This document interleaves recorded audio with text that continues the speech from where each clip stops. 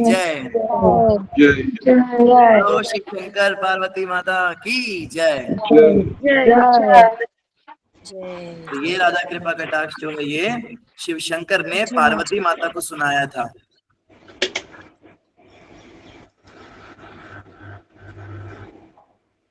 मुनिंद बिंद वंदिते त्रिलोक शोकहारिणी प्रसन्न वक्त्र पंकजे निकुंज भूविलासिनी ब्रजेंद्र भानु नंदिनी ब्रजेंद्र सोनु संगते कदा करिष्यसि हमा कृपा कटाक्ष भाजनम। तो ये अंग्रेजी में हम इसको हिंदी में ट्रांसलेट करते हैं। क्या कह रहे हैं? O goddess worship by kings of sages, हे देवी जिनकी पूजा अर्चना बड़े बड़े मुनिराज करते हैं, हे देवी जो सारे प्रकृति के तीनों लोगों के ताप दूर करती हैं। O goddess whose face is blooming lotus, एक कमल, नव कमल, खिले हुए कमल के समान, जिनके सुंदर, जिनके मुख की आभा है, राधा रानी का जो चेहरा है वो खिले हुए कमल जैसा सुंदर है, और जो वन में सुंदर लीलाओं का आनंद लेती हैं, वो वृषभानु की पुत्री हैं, और जो ब्रिज के राजकुमार हैं उनके संग रहती हैं, उनके अंग संग रहती हैं। हे माता, when will you cast your merciful shielding glance upon me? आपकी कृपा की दृष्टि मुझ पर कब होगी? ये शिव जी प्रार्थना कर रहे राधा रानी से। तो आप राधा रानी को हल्के में मत लीजिए, कोई छोटा मोटा मत लीजिए। शिव जी हैं ये, काशी विश्वनाथ जी जो हैं ये ऐसी प्रार्थना कर रहे हैं। आप सोच सकते हैं कितनी बड़ी बात है।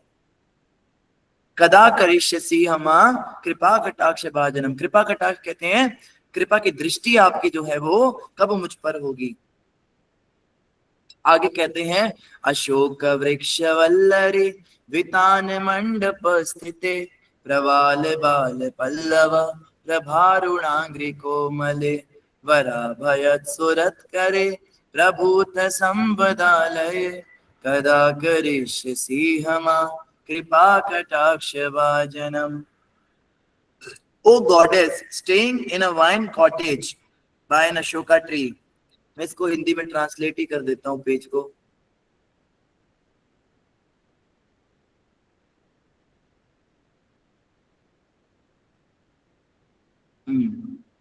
इन्होंने संस्कृत भी हिंदी में कर दी। ठीक है, मैं ऐसे ही पढ़ लेते हैं। हे देवी जो अशोक वृक्ष के पास बेल कुटीर में रहती हैं, तो राधा रानी अशोक के वृक्षों के पास कुटीर में रहती हैं। हे देवी जिनके कोमल चरण लाल फूलों के समान तेजस्वी हैं, राधा रानी के चरण कैसे हैं? लाल कमल के समान लाल लाल है चरण। हे देवी जिनके हाथ अभय प्रदान करते हैं, राधा रानी का जो आशीर्वाद की मुद्रा होती है, उनका हाथ जो है वो अभय देता है। जिसको घबराहट है, जिसको भय है, जिसको डर लगता है, वो राधा रानी के हस्त कमल का दर्शन करे। हे दिव्य ऐश्वर्य के धाम, समस्त प्रकार के दिव्य ऐश्वर्य राधा रानी में निवास करते हैं। आप मुझ पर अपनी कृपा पूर्ण दृष्टि कब डालोगी? कब मुझ पर आपकी कृपा की दृष्टि होगी? कृपा कटाक्ष भाजनम कब वो होगी? आगे कहते हैं, अनंग रंग मंगल प्रसंग भंगुर भ्रुवा सविभ्रम सभ्रम दृगंत पाण पातने निरंतरम वशीकृत प्रतीत नंद नंदने कदा करिष्यसि हमा कृपा कटाक्ष भाजनम। कह रहे हैं, हे देवी आपने अपनी शुभ कामुक बाहों के घुमावदार धनुष से क्रीड़ा पूर्वक अपनी दृष्टि के बाण चलाकर नंद के पुत्र श्री कृष्ण को पूर्णतया वश में कर लिया है। राधा रानी की जो भौहें हैं, राधा रानी की आईब्रोज कैसी हैं? ये बहुत ही शुभ हैं, शुभ हैं, और भगवान कृष्ण के प्रति प्रेम के कारण दिव्य कामुकता से उन्मादित हो चुकी हैं। और इन भौहों की दृष्टि से वो क्या करती हैं? इनसे बाणों के तीर चलाती हैं और भगवान श्री कृष्ण को पूरी तरह अपने वश में कर लेती हैं। आप मुझ पर अपनी कृपा की दृष्टि कब करेंगे, कब मुझ पर आपकी कृपा की दृष्टि होगी। तड़ित सुवर्ण चंपका प्रदीप्त गौर विग्रह मुख प्रभा परास्त कोटि शारदेन्दु मंडले विचित्र चित्र संचक चकोर शावलोचने कदा करिष्यसि हमा कृपा कटाक्ष भाजनम। अर्थात हे देवी, जिनका रूप चंपक पुष्पों, स्वर्ण और विद्युत के समान तेजस्वी है, श्रीमती राधा रानी का वर्णन हो रहा है। ये शिव जी बता रहे हैं राधा रानी कैसी दिखती हैं। आप में से अगर कोई मेडिटेट करना चाहता है राधा रानी के रूप के ऊपर, तो शिव जी बता रहे हैं उनका रूप कैसा है, चंपक पुष्पों के समान है। चंपक के फूल कैसे होते हैं आपने देखे हो, थोड़े पीले होते हैं, लेकिन पूरे पीले, हल्दी जैसे पीले नहीं, थोड़े गौर वर्ण के, गोल्डन मतलब स्वर्ण होते हैं। और स्वर्ण देखो, चंपक के फूलों का रंग जो है आप समझिए जैसे पीले में थोड़ा कुमकुम मिला दीजिए। जैसे सुबह सुबह जब प्रभात होती है तो सूर्य उदय से पहले आकाश जिस रंग का हो जाता है उसको उसको कहते हैं। और स्वर्ण मिला दीजिए, उसमें स्वर्ण का रंग मिला दीजिए, सोना जो पिघला हुआ सोना, जो चमकदार सोना है उसको मिक्स कर दीजिए। और विद्युत भी उसमें मिक्स कर दीजिए। विद्युत कहते हैं बिजली को। रात को जैसे बिजली कड़कती है, बिजली कितनी जबरदस्त अपनी रोशनी डालती है, तो इन तीनों को मिला लेंगे तो राधा रानी के रूप का कुछ कुछ हमको आभास होगा, कैसी दिखती हैं। हे देवी, जिनका मुख करोड़ों, हे देवी, किसका माइक म्यूट हो गया? राधे राधे, राधे राधे बच्चे, राधे राधे। अभी बीच में कृपया आप लोग माइक अनम्यूट ना करें। तो आगे बता रहे हैं, विद्युत, चंपक और स्वर्ण, इन तीनों को मिक्स कर दे तो राधा रानी का कॉम्प्लेक्शन का कुछ कुछ हमको झलक मिलेगा। और जिनका मुख करोड़ों शरद चंद्रमाओं को ढक लेता है। अब ये जो लाइन है ये बड़ी इंपॉर्टेंट है। यहाँ पे हम देखते हैं, देखो संस्कृत में जो इसका एग्जैक्ट लिखा हुआ है, यहाँ पे लिखा है मुखा प्रभा परास्त कोटि शारदेन्दु मंडले। ऐसा हुआ था कि राधा रानी भगवान श्री कृष्ण के सामने बैठी थी और रात्रि का समय था, निकुंज भवन सजा हुआ था और कृष्ण भगवान राधा रानी का मुख चंद्र निहार रहे हैं। और सुंदरता को निहार के कृष्ण भगवान उनकी तारीफ करना चाहते हैं। एक इच्छा होती है ना कि उस दिन तो मतलब वैसे तो बहुत सुंदर लगती राधा रानी, लेकिन अर्धरात्रि को चंद्रमा की खिली हुई किरणों से जो राधा रानी के स्वर्णिम मुख की प्रभा थी वो कुछ ज्यादा ही सुंदर थी। तो कृष्ण भगवान ने प्रेम से कह दिया, हे श्रीमती राधा रानी, आप तो चंद्रमा के समान आपका मुख, सुमुखी हो, चंद्रमुखी हो। राधा रानी को चंद्रमुखी कह दिया। तो राधा रानी कहती, ओ आप ये कहना चाहते हैं कि मेरे मुंह पे दाग है, क्योंकि चंद्रमा पे तो दाग लगा हुआ है, मतलब मेरे चेहरे पे दाग दिखाई दिया आपको। और राधा रानी रूठ के नाराज हो गई और उन्होंने मुंह फेर लिया। अब भगवान कृष्ण सोचने लगे, इनकी तो तारीफ करने की कोशिश कर रहा हूँ, ये तो नाराज हो गई उल्टा। तो भगवान उनको मनाने लगे नाना प्रकार से। तो राधा रानी को कहते हैं, नहीं नहीं, एक नहीं, आपका मुख तो करोड़ों चंद्रमाओं के समान है। कहती है, अच्छा मेरे चेहरे पर करोड़ों दाग धब्बे लगे हुए हैं, ललिता देखना तो। ललिता कहती, नहीं श्री जी, हमें तो नहीं दिख रहा, इन्हें श्याम सुंदर को मेरे चेहरे पे करोड़ों दाग दिख रहे हैं। तो भगवान कृष्ण सोचने लगे, मैं क्या कहूँ इन्हें, कैसे इनकी तारीफ करूं। तो ये जो चंद्रमा वाला उदाहरण है ये हो सकता है शिव जी ने पढ़ा था। तो देखो शिव जी बड़े प्रेम से और बड़े सतर्कता से वर्णन कर रहे हैं राधा रानी के मुख का। कहते हैं मुख प्रभा, मुख प्रभा, राधा रानी की जो मुख है उसकी प्रभा क्या है, परास्त कोटि शारदेन्दु मंडल। शारदेन्दु कहते हैं चंद्रमा, कोटि 1 करोड़ चंद्रमाओं को लज्जित कर देती है। कितने सुंदर तरीके से बोला इन्होंने कि राधा रानी का मुख जो है वो करोड़ों चंद्रमाओं को लज्जित कर देता है, उनकी सुंदरता को ढक लेता है, उनको आच्छादित कर देता है। तो इस तरह से जो है शिव जी जो इन्होंने बहुत सुंदर तरीके से ये वर्णन किया।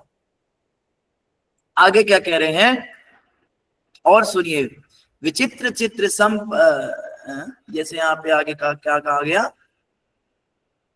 अब ठीक है, अब ये संस्कृत संस्कृत ही और हिंदी हिंदी हो गई। आगे कह रहे हैं विचित्र चित्र संपदा चकोर शावलोचने। राधा रानी के नेत्रों का वर्णन कर रहे हैं। हे देवी, आपके नेत्र कैसे अद्भुत और चंचल हैं, चकोर पक्षी के समान। चकोर पक्षी जो होता है ना, वो एक जगह कभी बैठता नहीं है, कभी इधर बैठा है, कभी उधर बैठा है, कभी उधर। तो राधा रानी के नेत्र हमेशा इधर उधर घूमते रहते हैं, चंचल हैं। चंचल नेत्रों से 24 घंटे श्याम सुंदर को ढूंढती रहती हैं, श्याम सुंदर को खोजती रहती हैं। और कदा करिष्यसि हमा कृपा कटाक्ष भाजनम, आप कब हम पर अपनी कृपा कटाक्ष करेंगी।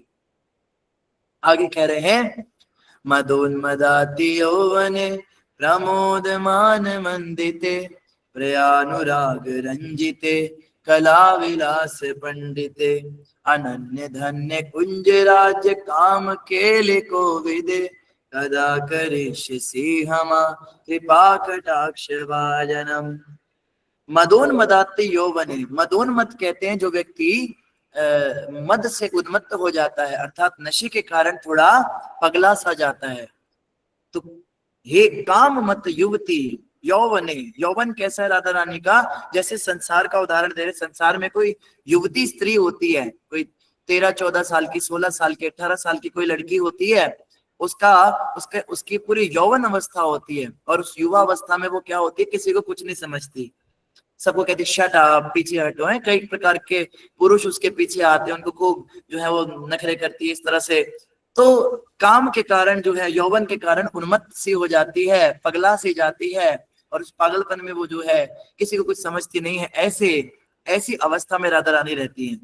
मतलब राधा रानी उन्मत्त नहीं रहती, कहने का मतलब वो यौवन अवस्था रहती है, अर्थात 13 से 16 वर्ष की जो अवस्था है, उस अवस्था में राधा रानी हमेशा रहती है। और हे हर्षित ईर्ष्यालु क्रोध से सुसज्जित देवी, अब देखो ये क्या है, प्रमोद मान मंडिते, प्रमोद मान मंडिते, मान करती है राधा रानी। मान का मतलब होता है कि राधा रानी नाराज हो जाती हैं, या कह लीजिए कि एक दिव्य ईर्ष्या उनके अंदर हमेशा रहती है कि मैं बाकी गोपियों को भी असिस्ट करूं, लेकिन श्याम सुंदर की सेवा में अच्छे से करूं। कई बार ऐसा होता है, कंपटीशन होता है। चंद्रावली भी भगवान के लिए सुंदर पुष्पों की माला बना रही है, और राधा रानी भी भगवान कृष्ण के लिए सुंदर पुष्पों की माला बना रही हैं, और सारी गोपियां लगी हुई है, उधर उसकी गोपियां लगी हुई है, राधा रानी की गोपियां लगी हुई है। एक से एक फूल लाया जा रहा है, एक से एक डिजाइन डाला जा रहा है, और जैसे ही वो हार तैयार होता है तो श्याम सुंदर के सामने लाया जाता है। फिर भगवान देखते किसका हार ज्यादा अच्छा है। तो कभी वो राधा रानी का हार पहन लेते हैं, कभी वो चंद्रावली का हार पहन लेते हैं। और जब भगवान कृष्ण चंद्रावली का हार पहनते हैं तो राधा रानी दिव्य ईर्ष्या भाव में आ जाती है। ये सब जो है ये दिव्य जगत की बातें हैं, वहां पे इस संसार जैसी ईर्ष्या नहीं होती। तो उससे, उस क्रोध से राधा रानी सुसज्जित रहती हैं। जैसे संसार में भी लोग गाने गाते हैं ना कि हसीना रूठ जाती है तो और हसीन हो जाती है, ऐसे बोलते हैं लोग। तो ये बात जो है यहाँ पे राधा रानी जो है, जब उनके मुख पे क्रोध आता है, जब राधा रानी के मुख पे एक मान आता है, एक नाराजगी आती है, तो राधा रानी की सुंदरता और ज्यादा बढ़ जाती है, वो और भी अधिक सुंदर लगने लगती हैं। और हे अपने प्रियतम कृष्ण से प्रेम करने वाली देवी, कृष्ण प्रेम के सिवा राधा रानी के कुछ है ही नहीं। हमने बात की थी ना कि भौतिक जो ये शरीर है, इसका गठन कैसे होता है, पंच तत्व से, अग्नि जल पृथ्वी वायु आकाश, और इसके अंदर सूक्ष्म शरीर जो मन बुद्धि अहंकार से। ऐसे ही देवताओं का जो शरीर होता है वो मन से वो सूक्ष्म होता है, मन और इससे बनता है। और ब्रह्मा जी का शरीर जो है वो पूरा बुद्धि तत्व का बना हुआ है, उसमें सिर्फ इंटेलिजेंस है। लेकिन राधा रानी के शरीर का गठन कैसे हुआ पता है आपको? राधा रानी के शरीर का, पूरे शरीर उसी तत्व का है, आप समझ रहे हैं? और वो तत्व है कृष्ण प्रेम। कृष्ण प्रेम से ही जिसके शरीर का गठन हुआ है, आप सोच सकते हैं कृष्ण प्रेम के प्रगाढ़तम स्वरूप की वो दिव्य ज्योति स्वरूप राधा रानी है। और कृष्ण से प्रेम के सिवा और कुछ करती ही नहीं है। हे चंचल कलाओं में परंगत देवी, राधा रानी चंचल कलाओं में बड़ी परंगत हैं। राधा रानी को पता है कैसे कृष्ण को अपने पीछे पीछे घुमाना है कैसे उनको अपने आगे पीछे घुमाना है, वो जानती हैं। और ऐसे यथोचित स्त्री उचित हाव भाव वो प्रकट करती हैं, ऐसी भाव भंगिमाएं प्रकट करती हैं कि भगवान कृष्ण हमेशा घबराए रहते हैं। अब यहाँ पे अगर ये वाली बातें आप सुनेंगे तो कृष्ण भगवान के लिए आपको थोड़ी दया आएगी। राधा रानी कृष्ण की तरफ अगर ऐसे तिरछी नेत्रों से देख लेती हैं, इतने में ही कृष्ण भगवान का मोर मुकुट टेढ़ा हो जाता है और उनके माथे पे पसीने की बूंदें आ जाती हैं। और अगर राधा रानी ने भौहें तान ली तो कृष्ण भगवान की वंशी छूट जाती है, नीचे गिर जाती है। इतना कहते हैं ना, इतना खौफ का माहौल है। तो राधा रानी जो है कृष्ण भगवान को, और ऐसा नहीं कि उन्हें कुछ बोलना पड़ता है, छोटी सी हरकत करती है, छोटी सी कला करती है और उतने में कृष्ण भगवान पूरे इधर से उधर हो जाते हैं। तो ये श्रीमती राधा रानी है। और इतना संभल कर, इतना सोच समझकर कृष्ण भगवान उनके सामने व्यवहार करते हैं कि छोटी सी बात से भी कहीं कोई इधर उधर ना हो जाए। तो राधा रानी बहुत सीरियस बिजनेस है। कोई ऐसे ना सोचे कि ऐसे ही कोई हल्के में। श्रीमती राधा रानी के पास कृष्ण भगवान जो पूरे तीनों जगत के ब्रह्मांड नायक हैं, वो भी इतने घबरा कर हाथ जोड़कर जाते हैं। और कई बार तो मान लीला इतनी ज्यादा हो जाती है कि राधा रानी मानती ही नहीं है। तब कृष्ण भगवान बड़े घबराहट से, बड़ा डरते हुए उनके चरणों को हल्के से, बड़े कोमल तरीके से उनके चरण उठाते हैं और उनको लेकर अपने शीश पर लगा लेते हैं कि अब तो मान जाइए। तब राधा रानी मान जाती है। तो श्रीमती राधा रानी के बारे में चर्चा करने से पहले 10 लाख बार सोचना चाहिए। इसीलिए तो हमारे आचार्यों ने कहा हम स्वतंत्र राधा नाम का जप इसलिए भी नहीं करते हैं, क्योंकि राधा राधा बोलना मतलब, आप देखिए कैसे हम उनका नाम इतने सरलता से ले।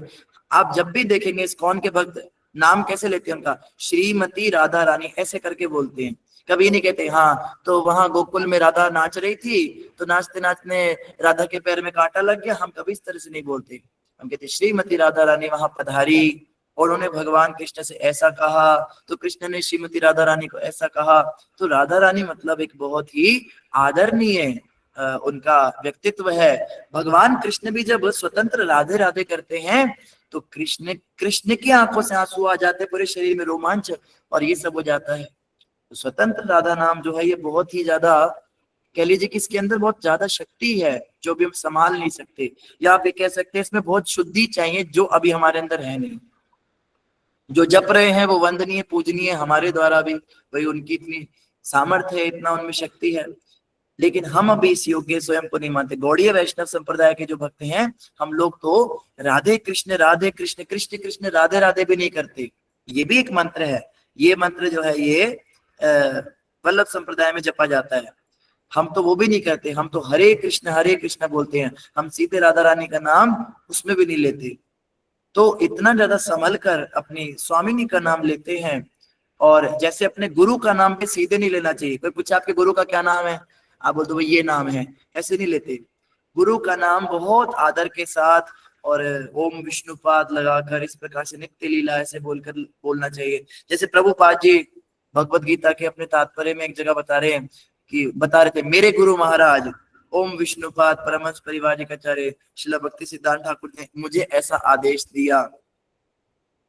तो अपने गुरु का नाम लेते हुए और अपने आराध्य का नाम लेते हुए, हमारी आराधिका श्रीमती राधा रानी है।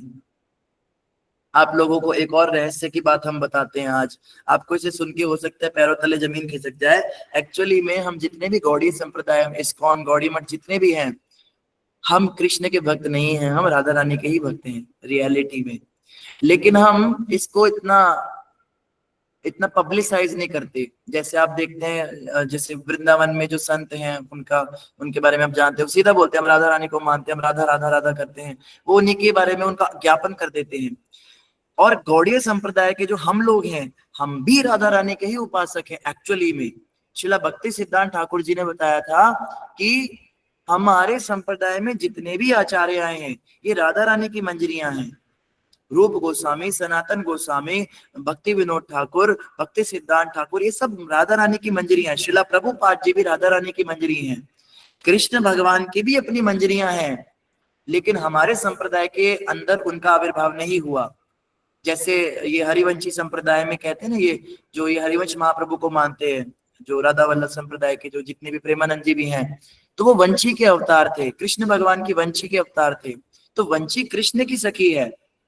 लेकिन हम कृष्ण की टीम के लोग नहीं हैं, हमारे सारे आचार्य राधा रानी की टीम के हैं। तो भक्ति सिद्धांत ठाकुर जी कहते हैं हम कृष्ण की पूजा सिर्फ इसलिए करते हैं क्योंकि राधा रानी को वो पसंद है। अगर किसी दिन राधा कृष्ण में झगड़ा हो जाएगा तो हम राधा रानी की साइड लेंगे, हम कृष्ण भगवान की साइड नहीं लेंगे। तो अगर आप में से कोई सोचता है कि हम कृष्ण भक्त हैं तो ये समझना होगा हम राधा रानी की टीम के हैं। हम राधा रानी की जो अष्ट मंजरियां हैं उनके उपासक हैं, रूप मंजरी, सनातन मंजरी इत्यादि के, लवंग मंजरी इत्यादि, कमल मंजरी, नैनमणि मंजरी, इन मंजरी, मंजुलता मंजरी, ये सारी मंजरियां जो हैं ये हमारे आचार्य हैं। तो हम, लेकिन अब आप कहोगे फिर आप राधे राधे क्यों नहीं जपते, आप क्यों मना करते हो उनका नाम लेने से, क्यों आप लोगों को जो है मतलब इतने राधा रानी के पास टाइम्स नहीं बताते। तो इसका कारण यह है कि हम राधा रानी को पर्दे में रखते हैं, उनको घूंघट में रखते हैं। जैसे दुल्हन की जो सखियां होती हैं शादी में, जैसे टीम ब्राइड आजकल जाती है ना, तो दुल्हन को घूंघट में रख कर और फिर वो सखियां आगे आगे चलती हैं। तो श्रीमती राधा रानी को घूंघट में रख के वो अष्ट सखियां मंजरियां जो हैं वो आगे आगे चलती हैं। और इस प्रकार से हर किसी को दुल्हन का दर्शन थोड़ा ना हो जाता है, कोई भी आके मुंह उठा के थोड़ा ना देख लेता है। जो परिवार के खास लोग हैं, जिनके मन में कोई विकार नहीं है, अब कोई कामी व्यक्ति आ जाएगा तो थोड़ा ना आप कहोगे जा जाके दुल्हन का चेहरा देख ले। जो अपने परिवार के लोग हैं, जो जानते हैं, तो पहले हम लोगों को, जो नए लोग आते हैं संस्था में, जो नए नए लोग आते हैं, उनको हम प्रचार करते हैं कृष्ण भक्ति का, उनको हम बताते हैं कृष्णा कॉन्शियसनेस फिलॉसफी, उनको हम प्रभुपाद जी की पुस्तकें और सारी बातें उनको बताते हैं। और धीरे धीरे जब वो अंदर के हो जाते हैं, अंदर के होने का मतलब दीक्षा नहीं है, दीक्षा के भी बहुत बाद में जाकर हमको ये बातें समझ में आती हैं, फिर हम उनको ये राधा भाव और मंजरी स्वरूप इन सब चीजों के बारे में बताते हैं। इस्कॉन में भी इनके बारे में बताया जाता है, लेकिन यहाँ पे इतना चीपली इसको ऐसे भंडारे की तरह नहीं बांटा जाता कि कोई भी लो और आधा खाओ और आधा फेंको।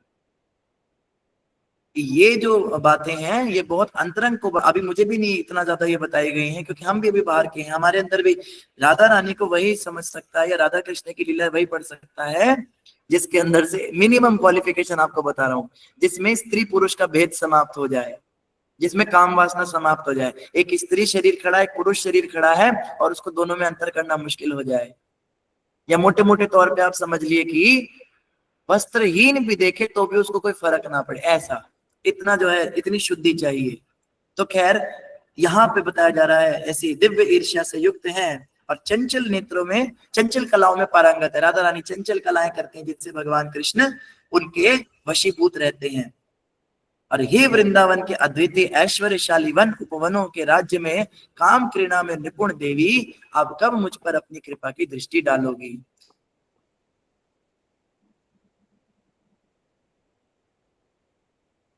में या जंगलों में इनमें इनकी लीलाएं होती, महलों में इतनी लीलाएं नहीं होती राधा कृष्ण की। ये क्या है, ये माधुर्य उपासना है। ऐश्वर्य उपासना में बड़े बड़े सोने चांदी के भवन, उनके अंदर रतन के सिंहासन और खूब ज्वेलरी, ये सब होता है।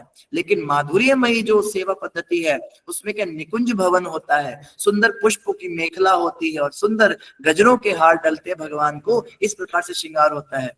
आज भी आप वृंदावन के कई मंदिरों में जाएंगे तो पुरानी रीति से जो श्रृंगार चल रहे हैं वो माधुर्य लीला के अनुसार होते हैं। राधा कृष्ण को सिंपल सी ड्रेस डालेंगे, चारों तरफ फूलों से श्रृंगार करेंगे और बस निकुंज भवन बनाएंगे।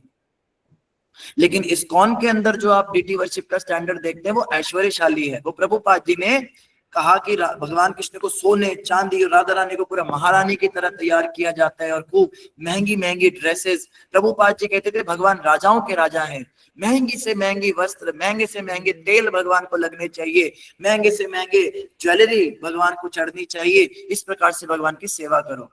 बट एक्चुअली में ये लक्ष्मी नारायण की सेवा का तरीका है।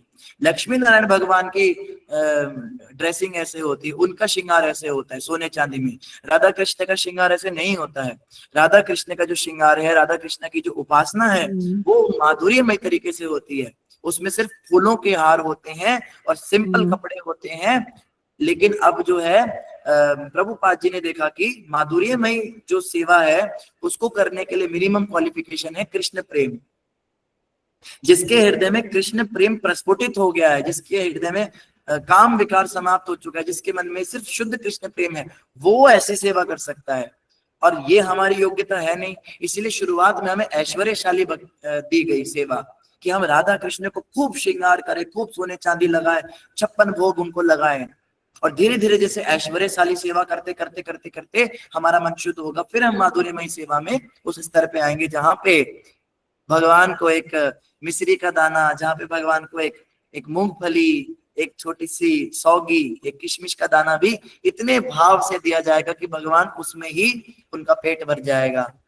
और सादे से कपड़े उनको लगाए जाएंगे, बस एक गंदे से, गंदे तो नहीं मतलब पुराने रखे हुए वही मटमैले से कपड़े, उसी का बस गमछा बांध दिया और राधा रानी के सिर पे एक चुनरी उड़ा दी और प्रेम रूपी दिए से उनकी आरती उतरेगी। जब वो अवस्था आएगी तब असली माधुर्यमय उपासना शुरू होगी। अभी वो नहीं करनी है। अभी हमें क्या करना है, खूब बढ़िया महंगे वाले सेंट, महंगे वाले दीप, सोने के दिए भगवान के लिए, और देसी घी की बाती और फूल, और बढ़िया खूब, मतलब समझ रहे हैं, खूब पैसे लगा के भगवान की सेवा करनी चाहिए। और आगे कह रहे हैं, अशोक अशेष हाव भाव दे रहे हार भूषित प्रभुत चंद कुंभ कुंभ कुंभ कुंभ सुस्तनि प्रशस्त मंद हास्य चूर्ण पूर्ण चूर्ण पूर्ण सौभ कादगे करा करिष्य सिंहमा कृपा कटाक्ष भाजनम। हे देवी, जो प्रेम के गहरे संकेत के मोतियों की माला से सुशोभित हैं, राधा रानी मोतियों की माला पहनती, मुक्ता माल पहनती राधा रानी, और सुंदर मोतियों की माला। अब राधा रानी के स्वरूप का वर्णन हो रहा है। पहले आपने राधा रानी के गुणों का वर्णन सुना, फिर आपने राधा रानी के शरीर की आभा का वर्णन सुना, रंग कैसा है उनका। अब आप सुनिए राधा रानी के आभूषणों का वर्णन। तो राधा रानी ने मोतियों की माला पहनी है और स्वर्ण के समान सुंदर देवी, स्वर्ण के समान राधा रानी स्वयं ही चमक रही हैं। तो स्वर्ण क्या उनको पहनाया जाएगा? हे देवी, जिनके स्तन बड़े स्वर्ण के कलश के समान हैं, राधा रानी जो है उनका वक्ष स्थल बहुत सुंदर है। हे सौम्य मुस्कान से सुगंधित चूर्ण से परिपूर्ण सुख की सागर। राधा रानी की स्माइल का वर्णन है। राधा रानी की स्माइल कैसी है? आप में से कोई सोचता होगा ना, स्माइल बड़ी क्यूट लगती है आपकी, राधा रानी की स्माइल देखिए कैसी है। सौम्य, सौम्य कहते हैं कि बहुत ज्यादा ऐसे करके नहीं हंसती, हा हा हा हा ऐसे करके नहीं हंसती है राधा रानी। सौम्य मुस्कान, स्मित मुखी, राधा रानी का एक नाम है स्मित मुखी। स्मित मुखी क्या होती है? हल्की सी, ऐसे हल्की सी मुस्कान, मतलब देखने से लगेगा शायद मुस्कुरा रही हैं, लेकिन पता भी नहीं चलेगा। आजकल लोग क्या करते हैं ना, वो एक एप्लीकेशन, उस या जैसे दुर्गा माता की भी आजकल वो मूर्तियां बनाते हैं, उसमें ऐसे दांत निकाल के उनको हंसा देते हैं, ऐसे करके हंस रही है माता। ये अपराध है। शास्त्रों में कहा है सभी देवता स्मित मुखी होते हैं, दांत नहीं दिखाते वो हंसते हुए, वो ऐसे मुस्कुराते, हल्का सा सौम्य मुस्कान है। और सुगंधित चूर्ण से परिपूर्ण सुख की सागर, सुगंधित चूर्ण लगाती है राधा रानी। चूर्ण होते हैं अलग अलग तरह के, जैसे पाउडर्स होते हैं, है ना, जैसे नाइसिल का पाउडर हम लगाते हैं ना, डर्मीकूल के पाउडर लगाते हैं, तो केमिकल वाले होते हैं। लेकिन राधा रानी कौन सा पाउडर लगाती हैं? यहाँ देखो पता लग रहा, राधा रानी पाउडर भी लगाती हैं वो चूर्ण लगाती हैं। तो राधा रानी इसमें चंदन, अगुरु, है ना, अलग अलग प्रकार के सुगंधित पुष्प, इनका जो पाउडर होता है, वो वाला पाउडर जो है वो राधा रानी लगाती है। शायद फेस पाउडर भी लगाती होंगी, हो सकता है यहाँ पे फेस पाउडर भी हो सकता है। तो इस प्रकार से आप मुझ पर अपनी कृपा की दृष्टि कब डालेंगी? तो राधा रानी के मेकअप का और उनकी ज्वेलरीज का वर्णन हमने सुना। आगे देखते आगे क्या बता रहे हैं। ये थोड़ी सी गड़बड़ कर रहा है ट्रांसलेशन, तो इसको वापस कर देते हैं। मृणाल वाल वल्लरी तरंग रंग दुर्लते लताग्रलास्य लोल लील लोचनावलोकने ललल्लुलन मिलन मनोज्ञ मुग्ध मोहिनाश्रिते कदा करिष्यसि हमा कृपा कटाक्ष वाजनम। हे देवी, जिनकी भुजाएं, अब सुनिए राधा रानी की भुजाओं का वर्णन, उनके हाथ कैसे हैं ये शिवजी बता रहे हैं, क्योंकि शिवजी ने दर्शन किए हैं ना। जिनकी भुजाएं लहरों पर नाचते हुए कमल के डंठल हैं। आहा, कमल के जो फूल होते हैं उसके नीचे जो उसकी डंठल होती है, आप देखते हैं जब पानी में लहरें चलती हैं तो वो ऐसे ऐसे नाचते हैं। कमल हमने तो कमल भी नहीं देखा, ना कमल की डंठल देखी है। तो कभी आप वीडियो में देख सकते हो यूट्यूब वगैरह पे, कमल की डंठलें जब लहरें चलती हैं तो ऐसे ऐसे नाचती हैं, लहरती हैं, और लहराते हुए उन कमल की डंठलों पर डंठल जैसे दिखती हैं नाचती हुई, ऐसे राधा रानी के सुंदर हाथ हैं, सुंदर सुंदर पतले पतले हाथ हैं। और हे देवी, जिनकी काली आंखें नाचती हुई लताएं हैं। राधा रानी की आंखों का वर्णन हो रहा है, उनके नेत्र कैसे हैं, काली काली आंखें और नाचती हुई लताएं। लताएं कैसे नाचती हैं, जब हवा चलती है तो बेल जो है ऐसे ऐसे हिलती हैं, तो राधा रानी की आंखें जो हैं ऐसे ऐसे धीरे धीरे हिलती हैं, हल्की हल्की हिलती हैं। हे चंचल, सुंदर और आकर्षक देवी। अब राधा रानी की पर्सनैलिटी का वर्णन हो रहा है, व्यक्तित्व कैसा है। चंचल है, अर्थात एक जगह बैठती नहीं है, कभी इधर देखती कभी उधर देखती है। चंचलता क्यों है, इसलिए नहीं हमारी तरह चंचल नहीं, हम तो इधर उधर बंदर की तरह चंचल हैं। राधा रानी की चंचलता है कृष्ण प्रेम में उन्मत्त है। आप देखो इस कृष्ण प्रेम की एक छटा जब कृष्ण भगवान के अंदर आई तो वो महाप्रभु बनके कैसे दौड़ते थे। कभी समुद्र में छलांग लगा लेते थे, कभी चटक पर्वत पे चढ़ जाते थे, कभी किसी पेड़ की ओर दौड़ते थे, उसको आलिंगन कर लेते थे, कभी किसी दीवार में माथा फोड़ लेते थे। तो कृष्ण प्रेम को संभालना इतना आसान थोड़ी ना है। राधा रानी का भाव ही तो था वो। राधा रानी का भाव जब महाप्रभु में आया तो वो इतने ज्यादा अधीर हो गए। लेकिन हम राधा रानी के बारे में कभी ऐसा नहीं सुनते कि वो ऐसे भागती दौड़ती रहती हो, लेकिन फिर भी चंचलता है, उन्मत्तता है। ये राधा भाव जो है ये राधा रानी को भी संभालना मुश्किल होता है, तो थोड़ी चंचलता जरूर रहती है। सुंदर, बहुत सुंदर है राधा रानी। राधा रानी की सुंदरता का वर्णन कौन कर सकता है। ऐसा बताते कि राधा रानी के शरीर पे आभूषण इसीलिए लगाए जाते हैं ताकि उनकी सुंदरता कुछ कम हो जाए। हम प्राय आभूषण पहनते हैं कि हम सुंदर लगे, लेकिन राधा रानी बिना आभूषणों के, जो राधा रानी का बिना आभूषणों का दर्शन है वो कोई संभाल नहीं सकता। जैसे अमरेंद्र प्रभु बता रहे थे, ऐसा श्रीपद आइंद्र प्रभु ने भी बताया है कि अगर कृष्ण का दर्शन आपको हो जाए, आपने कृष्ण को देख लिया तो आप बेहोश हो जाओगे। इतनी सुंदरता सारी सृष्टि की इकट्ठी होकर और आप सहन ही नहीं कर पाओगे, घबराहट हो जाएगी, हार्ट फेल हो जाएगा, बेहोश होकर गिर जाओगे। लेकिन अगर आपने राधा रानी को देख लिया तो आप मर जाओगे, आपकी मृत्यु ही हो जाएगी। फिर आप कहोगे अब क्या देख लिया, अब क्या देखने के लिए रह गया। ऐसी सुंदरता। लेकिन वो सुंदरता जो है कृष्ण भगवान संभाल लेते, कृष्ण भगवान दर्शन करते हैं। लेकिन राधा रानी जब बिना आभूषणों के होती हैं, उस समय अगर कृष्ण उनको देख ले तो कृष्ण भी मूर्छित होकर गिर जाएंगे और 10 महीने तक भी उठ नहीं पाएंगे। ऐसी सुंदरता है राधा रानी की। इसीलिए राधा रानी की जो विशेष मंजरियां हैं, ये रूप मंजरी, लवंग मंजरी, ये राधा रानी को मसाज करती हैं, उनको मेकअप करती हैं और खूब सारे गहने लगा देती है राधा रानी की सुंदरता को ढकने के लिए, ताकि श्याम सुंदर राधा रानी को झेल सके। आप समझ रहे हैं। और विशेष रूप से एक बड़ी सी नथ लगाई जाती है। राधा रानी वो नथ इसीलिए पहनती है कि राधा रानी के उस नथ के कारण उनके मुख की आभा को छुप जाती है। आप देखते हैं ना, जैसे राजस्थान में या पहाड़ों में गढ़वाल साइड में माता ऐसे चूड़ी के साइज की बड़ी बड़ी नथ पहनती हैं। तो वो इतनी बड़ी बड़ी नथ राधा रानी को इसलिए पहनाई जाती है ताकि चेहरा कुछ ढक जाए। अगर कृष्ण भगवान ने बिना आभूषणों को देख लिया तो कृष्ण भगवान तो मर ही जाएंगे। तो इतनी सुंदरता, आकर्षक देवी, आकर्षण बड़ा। आप मुझ पर कब अपनी कृपा की दृष्टि डालेंगी। बस 1-2 पैराग्राफ और रहते हैं, तो सभी ध्यान से सुनिए। सुवर्ण मल्लिकांचिता त्रिरेख कंबो कंठगे त्रिसूत्र मंगले गुणातिरत्न दीप्ति दीधिते सलोल नील कुंतला प्रसून गुच्छ गुंफिते कदा करिष्यसि हमा कृपा कटाक्ष भाजनम। हे देवी, जो अपने गले में 3 शंखों वाला स्वर्ण का हार पहनती हैं, तो शंख के अंदर जैसे 3 रेखाएं होती हैं, आपने देखा होगा शंख बजाते हैं उसके अंदर 3 रेखाएं होती हैं, तो ऐसे 3 रेखाओं वाला एक हार राधा रानी पहनती है।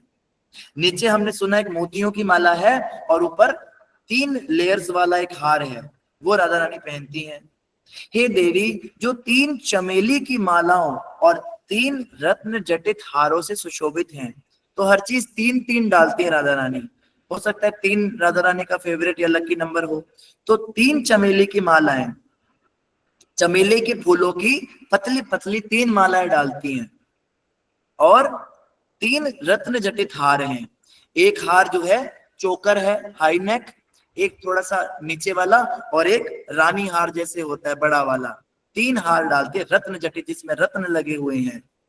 और जिनके काले केश, अब सुनिए राधा रानी के बालों का वर्णन। काले केश कैसे हैं? काले केशों की लटे पुष्प गुच्छ से सुशोभित हैं। केशों का इतना वर्णन नहीं आया, बस इतना बताया कि बालों में फूलों के गजरे लगाकर रखते हैं, सुंदर फूलों के गजरे से उनके बालों का श्रृंगार है। तो राधा रानी की चोटी ऐसे लगते है जैसे सर्प हो, दूर से ऐसे लगेगा कोई सांप चढ़ गया। और आप देखेंगे वृंदावन इस्कॉन में उनके जो राधा रानी की चोटी होती है उसको ऐसे लहर लहर के लगाते हैं।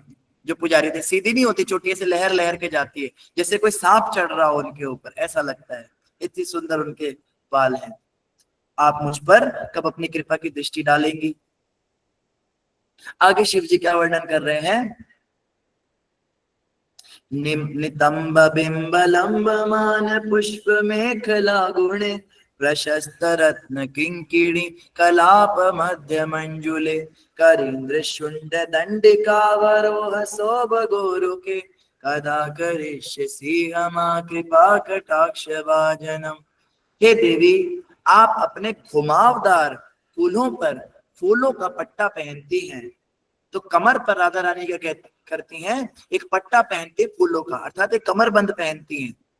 एक तो कपड़ा होता है पटका, एक चमकीला कपड़ा, जैसे भगवान कृष्ण की कमर पे होता है ना कमरबंद होता है, ऐसे राधा रानी भी कमर पे कपड़ा पहनती हैं और उसके ऊपर वो एक फूलों का एक गुथा हुआ एक कमरबंद डालती हैं। हे रत्न जटित घंटियों के पट्टे से सुशोभित देवी, और उसमें सुंदर सुंदर घंटियां लगी हैं। कमरबंद में छोटी छोटी घंटियां लगी होती हैं जो जिंगल करती, छोटी छोटी जो झनकार करती हैं वो, और वो सब रत्न जटित हैं, अर्थात उसमें रत्न भी जड़े हुए हैं। तो एक तो रत्नों की कमरबंद है, साथ में पुष्पों की कमरबंद है। हे देवी जिनकी सुंदर जांगे राजसी हाथी की सूंड को दंड देती है। राधा रानी की थाइज, जो उनकी जांघें हैं वो कैसी हैं?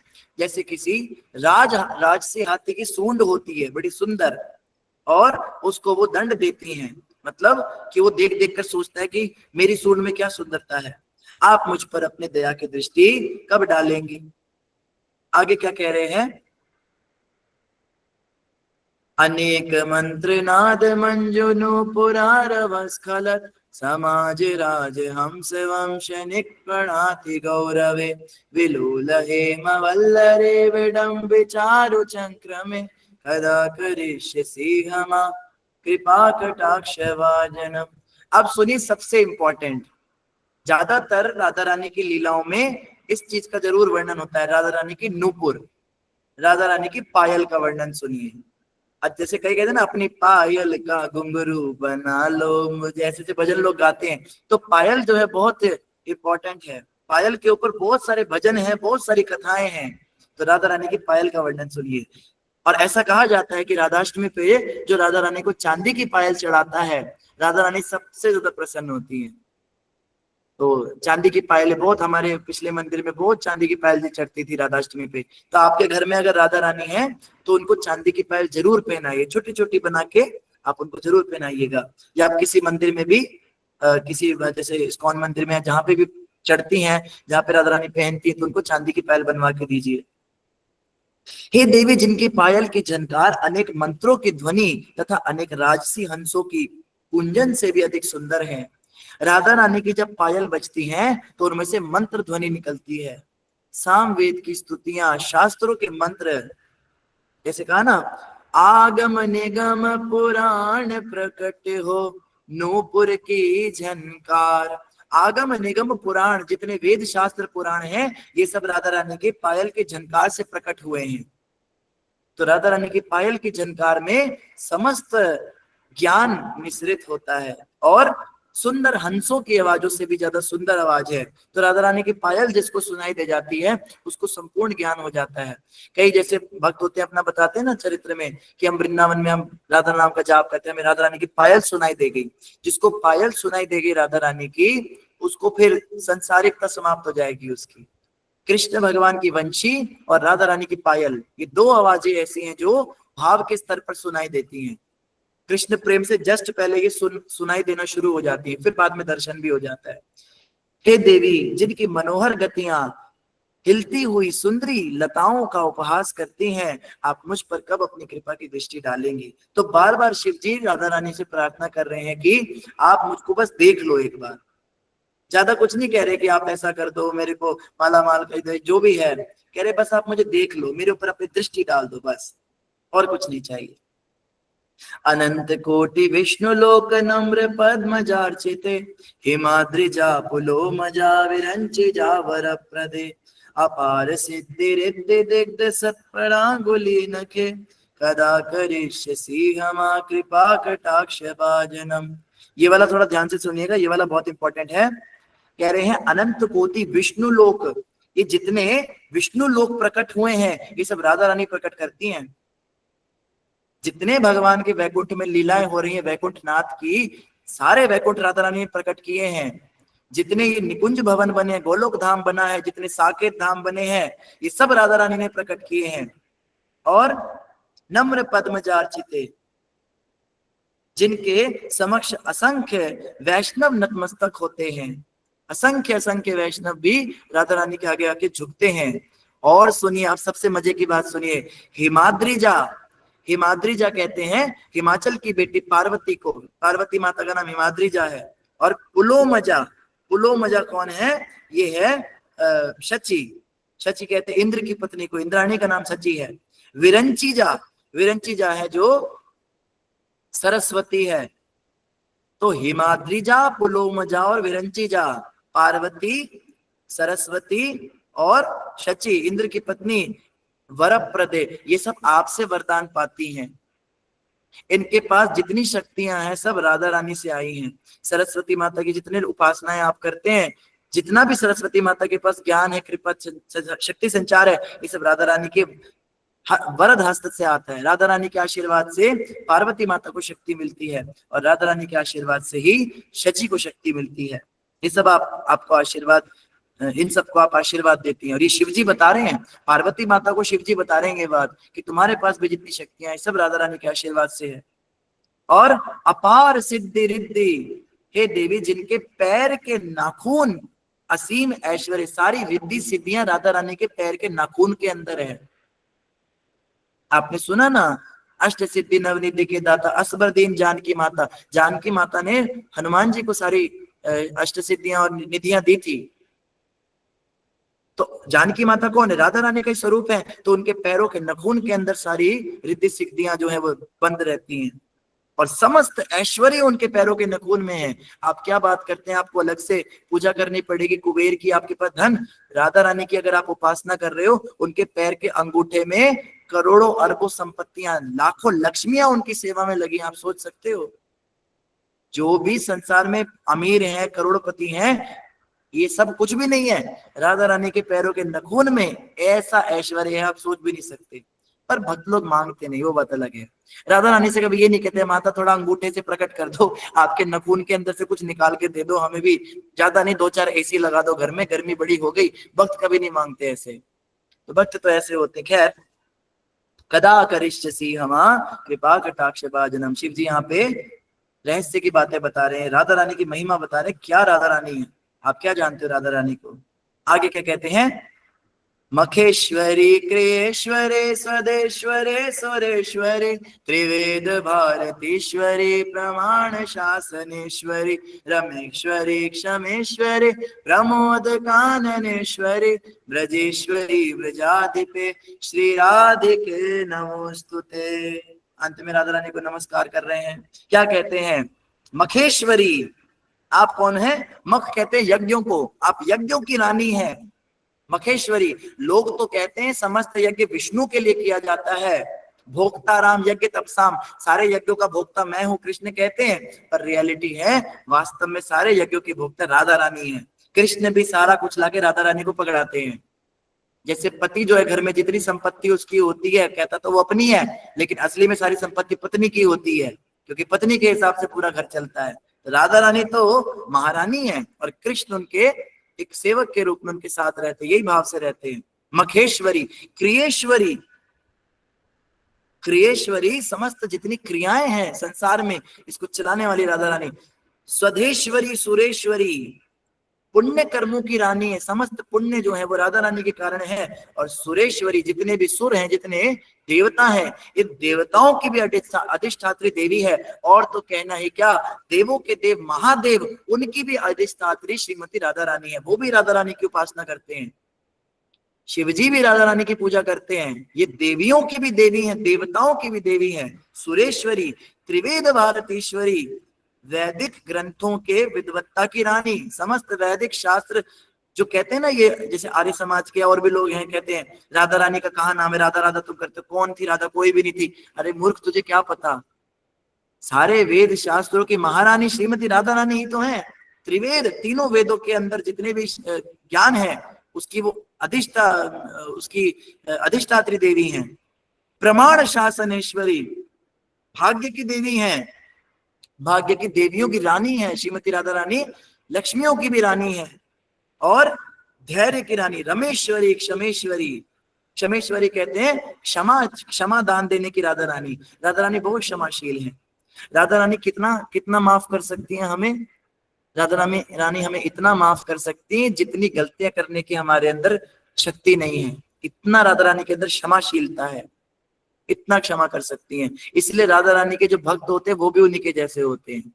प्रभुपाद जी हमारे आचार्य बहुत क्षमाशील होते, गुरु महाराज अपने शिष्यों की कितनी गलतियों को ऐसे हंसते खेलते क्षमा कर देते हैं। तो राधा रानी क्या है, क्षमेश्वरी और धैर्य की रानी, वृंदावन की रानी, वृंदा, क्या कहा, ब्रजेश्वरी, ब्रजेश्वरी का मतलब है ब्रिज धाम की रानी।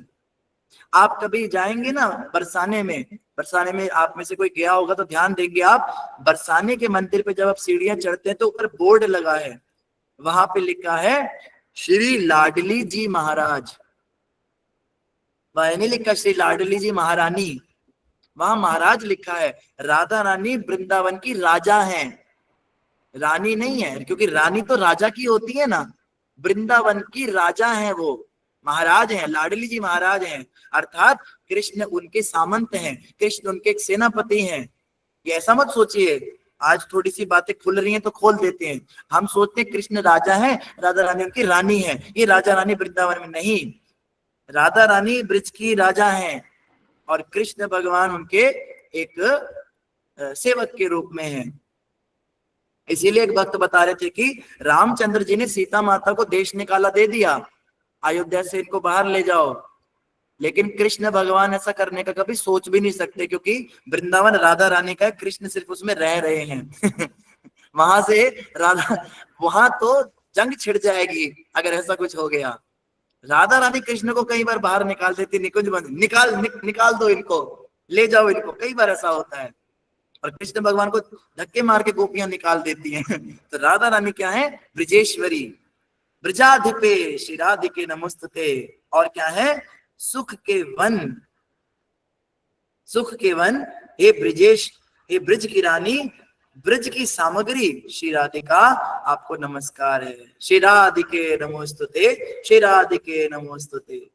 और लास्ट में क्या कह रहे हैं, लास्ट में शिव जी कह रहे हैं, इति मम अद्भुतम स्तवम निशम्य भानुनंदिनी करोतु संततम जनम कृपा कटाक्ष भाजनम भवेत् तदैव संचिता त्रिरूप कर्म नाशनम लभेत् तदा ब्रजेंद्र सोनु मंडल प्रवेशनम। अंत में शिव जी क्या कह रहे हैं, लास्ट लाइन में शिव जी कह रहे हैं, भक्त द्वारा कही गई मेरी इस अद्भुत प्रार्थना को सुनकर अब श्रुति फल बता रहे हैं। जो भी ये राधा कृपा कटाक्ष सुनता है उसको क्या फल मिलता है, इसका श्रुति फल क्या है। जो भी भक्तों के द्वारा की गई इस मेरी अद्भुत प्रार्थना को सुनकर श्री वृषभानु नंदिनी उसे अपनी परम कृपालु कृपा दृष्टि का पात्र बनाए रखें। शिव जी आशीर्वाद दे रहे हैं, जो राधा कृपा कटाक्ष को सुनेगा गाएगा उस पर राधा रानी अपनी कृपा की दृष्टि सदा बनाए रखेंगी। उस समय उसके समस्त कर्म फल, चाहे वे परिपक्व हो, फलित हो या बीज रूप में हो, पूर्णतः नष्ट हो जाएंगे। समस्त पाप पुण्य सब नष्ट हो जाएंगे, पूरी तरह से हम जीरो हो जाएंगे और राधा रानी के पास जाने के लायक हो जाएंगे। और क्या होगा? और भवेत तदैव संचित रूप कर्म नाशनम भवेत तदैव नूपुर ब्रजेंद्र प्रवेशनम। और तब वह नंद नंदन के सनातन प्रेममयी संगियों की सभा में प्रवेश करता है। तो कृष्ण के धाम में जाने को मिलेगा, कृष्ण का संग मिलेगा। कृष्ण का संग पाना है तो राधा रानी की कृपा जरूर चाहिए। राधा रानी की कृपा के बिना कृष्ण कभी मिलेंगे नहीं। क्या कहा यहाँ पे उन्होंने लास्ट में? यहाँ पे जो शब्द है बार बार ट्रांसलेट करना पड़ रहा है, क्षमा कीजिए। यहाँ पे कह रहे हैं भवेत तदा ब्रजेंद्र सुनु मंडल प्रवेशनम। मंडल प्रवेशनम का मतलब है ब्रजेंद्र नंदन के मंडल में प्रवेश, उनके इनर सर्कल में जाने का मौका मिलेगा, कृष्ण के धाम जाने का मौका मिलेगा। अब आगे इस राधा कृपा कटाक्ष का और भी आगे श्रुति फल है, इसको कैसे गाना चाहिए कैसे नहीं गाना चाहिए तो वो चलो हम कभी और पढ़ लेंगे। मेन जो राधा कृपा कटाक्ष था वो इस प्रकार से था। तो इन्हीं शब्दों के साथ सभी का धन्यवाद। क्षमा कीजिएगा, समय काफी ज्यादा ले लिया आज आपका। तो श्रीमती राधा रानी हम सभी पर अपनी कृपा बरसाए रखें, राधा रानी हमें आशीर्वाद दें और हम भी राधा रानी के अच्छे भक्त बने। राधा रानी महाप्रभु के रूप में आई है कलयुग में, हम महाप्रभु चैतन्य के अच्छे अनुयायी बने और उनकी बातों का पालन कर सकें। तो आप सभी भक्तों का इन शब्दों के साथ धन्यवाद। कल से हम श्रीमद भागवतम को फिर से कंटिन्यू करेंगे और किसी का कोई प्रश्न है तो आप हैंड रेज कर सकते हैं। सुमिता माता जी। हरे कृष्णा प्रभु जी, दंडवत प्रणाम। सही भक्तों को दंडवत प्रणाम। ये प्रभु जी ये जो एक प्रवचन में सुना था कि जैसे कि उसमें बताया गया था कि ना कि श्री कृष्ण भगवान का ऐश्वर्य, तो उनका ऐश्वर्य ऐसे बताया गया था कि वो आज तक जो भी वो भोजन किए हैं वो कभी रिपीट नहीं हुआ है जब से सृष्टि का शुरुआत या जब से हुआ है। तो क्या ये बात सत्य है प्रभु जी? और दूसरा है कि आप गरुड़ पुराण कब से लेंगे? वो दूसरा क्वेश्चन था। हाँ, गरुड़ पुराण भी रहती है। अच्छा याद दिलाया माता जी, उसकी भी तैयारी कर लेते हैं। आपने प्रश्न किया राधा रानी कृष्ण भगवान को नाना प्रकार के व्यंजन बनाकर खिलाती हैं और सृष्टि के आरंभ से खिलाती आई हैं। आरंभ और अंत तो होता ही नहीं, वो तो चलता रहता है। और राधा रानी ने अनंत काल से अनंत सामग्रियां बनाई हैं और राधा रानी कभी भी अपनी कोई रेसिपी रिपीट नहीं करती। एक बार जो बनाया उसको दोबारा नहीं बनाती हैं। अब कितनी वैरायटी गोलोक धाम में हो सकती है, हमारी तो बुद्धि फट जाएगी, नसें फट जाएंगी हमारे दिमाग की अगर हम कैलकुलेटिव तरीके से सोचने लगे तो हम कैलकुलेट करने लगे। गोलोक धाम का मतलब है variety unlimited. Radha Rani unlimited चीजें और सभी भक्तों को अपने हाथों से खिलाती, माँ की तरह। कृष्ण को भोग लगा के सबको खिलाते अपने अपने हाथों से बना हुआ। कभी तो वो दिन आएगा हम भी राधा रानी के हाथ का बना हुआ कुछ खाएंगे। और हर दिन कोई रेसिपी रिपीट नहीं होती। बिल्कुल सही बात है सविता माता जी। और गरुड़ पुराण भी हम जल्दी शुरू करेंगे, उसकी भी तैयारियां कर लेते हैं। एक छोटी सी मीटिंग कर लेंगे हम एडमिन्स में। जी प्रभु, धन्यवाद प्रभु जी। हरे कृष्ण। शिखा माता जी। हरे कृष्ण प्रभु जी, दंडवत प्रणाम। हरे कृष्णा। प्रभु जी, जैसे आप राधा रानी के इतने सुंदर बातें बताए, सब कुछ किए, तो प्रभु जी मतलब मुझे पता था कि राधा रानी माँ इतनी महान है, पर इतनी महानता उनके अंदर है कि कान्हा जी हर वक्त मतलब उनके गुलाम बने रहते हैं। ये पता था कि वो नचाती रहती हैं कान्हा जी को, पर इतना नचाते हैं ये नहीं पता था। इशारों पे और नचाती हैं। जी, और प्रभु जी क्या बोलते, मैं जब भोग लगाती हूँ ना तो सबसे पहले यही बोलती हूँ कि माँ राधा रानी आप ये भोग कान्हा जी को करवा दीजिए अपने कोमल कोमल सुंदर हाथों से, और जो भी इसमें बिगड़ गया होगा, जो भी जैसे होगा, आप उनको ठीक करके अच्छा करके आप खिला दीजिए। अब मुझे तो इतना आता नहीं, तो इसका मतलब सही था प्रभु जी? बिल्कुल सही है माता जी। कई बार ऐसा होता है जल्दी जल्दी में हमें भोग लगाना पड़ता है गरम गरम चीज जी का। अब पता लगा देर हो रही है तो हम भी यही प्रार्थना करते हैं राधा रानी आप ठंडा करके ठाकुर जी को खिला देना, फूक मार के खिला जी देना। मेरे पास तो जी जी प्रभु जी, मैं भी यही बोलती हूँ कि थोड़ा सा प्रसाद गरम है। कमी पेशी होगी तो आप ठीक कर देना। जी, आप फूंक मार मार के कान्हा जी को ठंडा करके खिला दीजिए। फिर ये भी कहती हूँ कान्हा जी आप भी राधा रानी को खिला दीजिएगा। बहुत अच्छा भाव है माता जी। और जब भी रसोई बनाए, जितनी भी माताएं भक्त सुन रहे हैं, जब भी भगवान के लिए रसोई बनाए, याद रखें कृष्ण सिर्फ राधा रानी के हाथ के खाते हैं। तो हम यही सोचें, राधा रानी को प्रणाम करके रसोई बनाए और यही सोचे कि राधा रानी कुकिंग कर रही हैं और हम सिर्फ असिस्टेंट हैं। ये राधा रानी की किचन है। उस रसोई के आगे लिख दीजिए राधा रानी किचन, नाम लिख दीजिए उसका। घर वालों को बता दीजिए राधा रानी की रसोई है भैया, यहाँ पे थोड़ा सावधानी से नहा धो के नियमों से आना है, यहाँ पे राधा रानी कुकिंग करती हैं। और हम सिर्फ उनकी दासी हैं, उनकी सहचरी है, उनकी एक सेविका है, एक दास है, उनके सेवक के रूप में हम सिर्फ उनको असिस्ट कर रहे हैं। कृष्ण के लिए भोग बनाने की हमें योग्यता है, सिर्फ राधा रानी बना सकती है। ऐसे भाव से हमको बनाना चाहिए। जी प्रभु जी, धन्यवाद प्रभु जी। हरे कृष्ण, बहुत सुंदर कथा सुनाए। प्रभु जी, धन्यवाद प्रभु। हम तो अपने गुरुदेव को प्रार्थना करते हैं कि भगवान को भोग लगाओ। बिल्कुल, गुरु परंपरा अब वही होती है ना, जिनकी कथा चल रही होती है फिर उन्हीं की बातें हाईलाइट हो जाती हैं। तो सारी चीजें, हम जब गुरु परंपरा की बात आती है तो गुरु परंपरा सबसे जरूरी है। गुरु परंपरा के बिना हम राधा रानी के पास भी जाने के लायक नहीं है।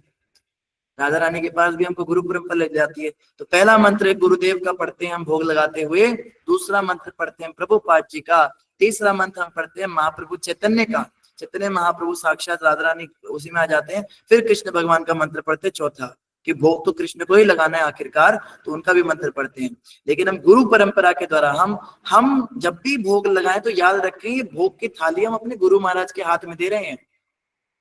कभी ये मत सोचिए कि भोग की थाली भगवान को दे रहे हैं।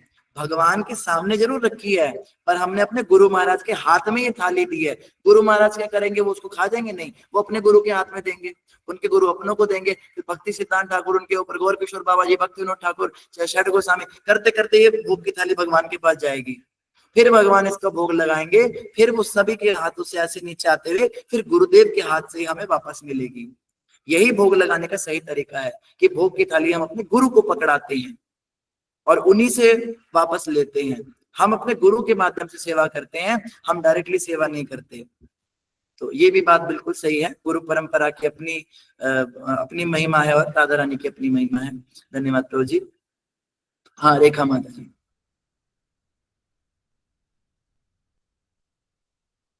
डॉक्टर रेखा माता जी। हरे कृष्ण प्रभु जी, धन्यवाद प्रणाम। तो कल राधा रानी ने राधा रटवा लिया। हरे कृष्ण जी प्रभु जी, कल राधा रानी ने राधा कृपा कटाक्ष दिन भर रटवा लिया बिना अर्थ समझे, और आज गुरुमुख से अर्थ समझाया। तो ये राधा रानी की कृपा समझे प्रभु जी। हरि बोल, हरे कृष्ण। हरि बोल। कल माता जी आज बहुत आनंद आया। तो गाया है, मुझे भी अर्थ मालूम नहीं था। दिन भर रटा, ऐसे निर्धारित संख्या में ये किया था और दिन भर रट लिया। भगवान राधा रानी ने ही रटवा लिया, मैंने तो खुद से नहीं किया। लेकिन आज आपने पूरा अर्थ बताया तो मुझे ऐसा लग रहा है कि शायद राधा रानी जी की कृपा है ये। बहुत बहुत धन्यवाद प्रभु जी। हरे कृष्ण। बिल्कुल बिल्कुल, धन्यवाद माता जी। राधा कृपा कटाक्ष जो लोग गाते हैं उनको ज्यादा आनंद आया होगा सुनने में। जिन्होंने कभी गाया नहीं उनको इतना नहीं आनंद आया होगा।